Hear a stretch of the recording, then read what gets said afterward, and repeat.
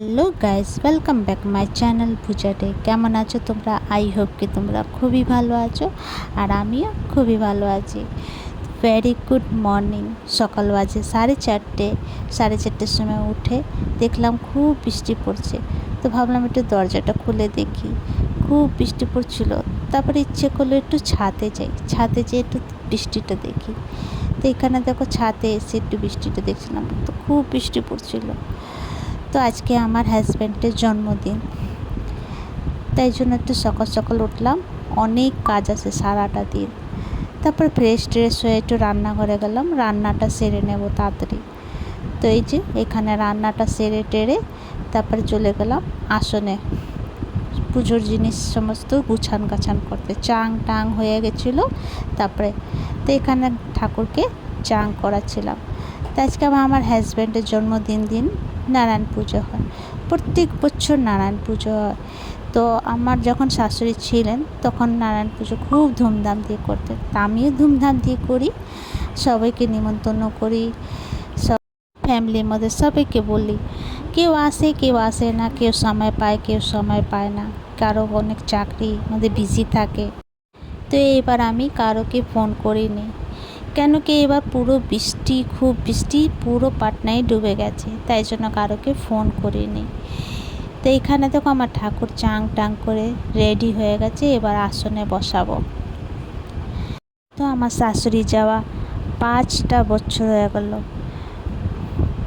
তো এই জন্মদিনের দিন আমার হাজব্যান্ড ওনাকে খুব মিস করে, কেন কি পুজো দেখে, আমি যে পুজো করি, তো ওরা মনে করে কি আমার মা থাকতো তো মাও করতো। তো এখানে দেখো সমস্ত জিনিস গুছিয়ে টুচিয়ে সাজিয়ে টাজিয়ে সিন্নি প্রসাদ টসাদ সব সমস্ত জিনিস আমি গুছিয়ে নিলাম। এখানে আমি লড্ডুকে বসিয়ে দিলাম। নারায়ণ পুজোর সময় আমি লড্ডুকে প্রত্যেক বছরের সঙ্গে বসাই। তারপরে আমি চলে, সারাটা দিন এত কাজ থাকে, এক ফোঁটা ফুরসত পাওয়া যায় না। তো এখানে সিন্নি প্রসাদ টসাদ সমস্ত মেখে টেকে সুন্দর করে গুছিয়ে টুছিয়ে তারপরে আমি চলে গেলাম নিজে রেডি হওয়ার জন্য।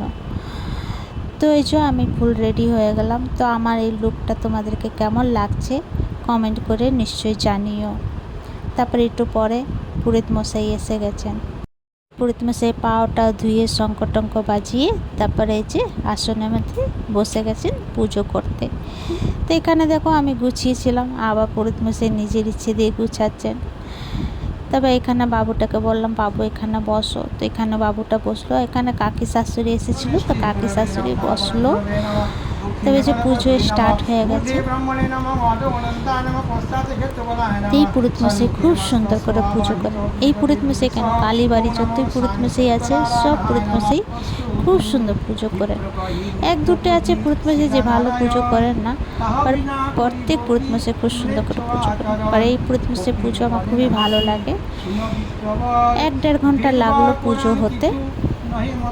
তারপরে এখানে দেখো অঞ্জলি দেওয়ার জন্য ফুল নিয়ে নিলাম, আর এখানে অঞ্জলি টঞ্জলি দিয়ে দিলাম। তারপরে আরতি শুরু হয়ে গেল। তো পুজো আমাদের শেষ। তারপরে এই যে প্রসাদ বিতরণ করব। তারপরে আমার হাজব্যান্ড একটু খাবারটা সুন্দর করে সাজিয়ে দিয়ে দিলাম। তো চলো, তোমাদেরকে আমার ভিডিওটা কেমন লাগলো, ভালো লাগলে প্লিজ লাইক শেয়ার কমেন্ট করো, সাবস্ক্রাইব করে দিও। আবার নতুন ভিডিওর সঙ্গে দেখা হবে। তো তোমরা সেই ভালো থেকো, সুস্থ থেকো। ভিডিওটা কেমন লাগলো কমেন্ট করে জানিও। তো এখানে মিষ্টিটা দিতে ভুলে গেছিলাম, তো দিতে গেলাম। তো চলো, বাই বাই, টেক কেয়ার।